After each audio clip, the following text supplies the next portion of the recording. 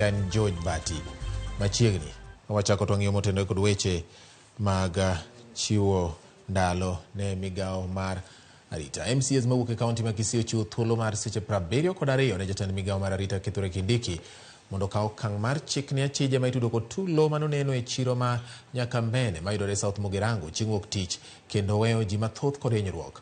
Ka giloso e boma ma Kisii, MCAs go dwaro mondo apisas mag obila ma bende liekore ne gin moko kuom jogo manokelo tulo mondo kawnegi okang' mager mar chik kaluwore ni nyaka sani onge ng'ata mosemaki kotenore kod wachno.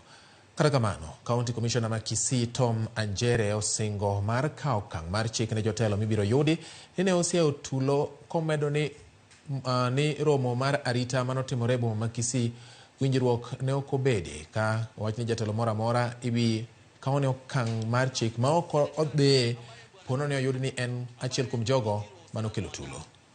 Tumempa masaa 72 na aeleze ni kwa nini walikuwa wanatoa majonzi pale, wanarusha risasi ovyo ovyo, na kule kulikuwa na watoto ambao walikuwa wamekimbia pale waweze kupata mfadhili wa fedha ili waweze kuenda shule. Tunalaani kitendo hicho na pia nataka kuchukua nafasi hii kupeana hakikisho kwa wananchi wa Kisii kwamba kamati ya usalama inafanya kila juhudi kuhakikisha kwamba hiyo haitarudiwa.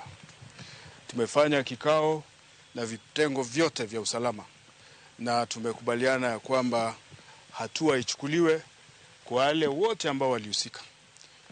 Kama ni kiongozi ambaye alihusika pale, hatua ichukuliwe. Kwa hivyo hatutaangalia cheo cha yoyote ule alihusika. Kosure ni jopuonjre 14 mawuok e sub county mageme county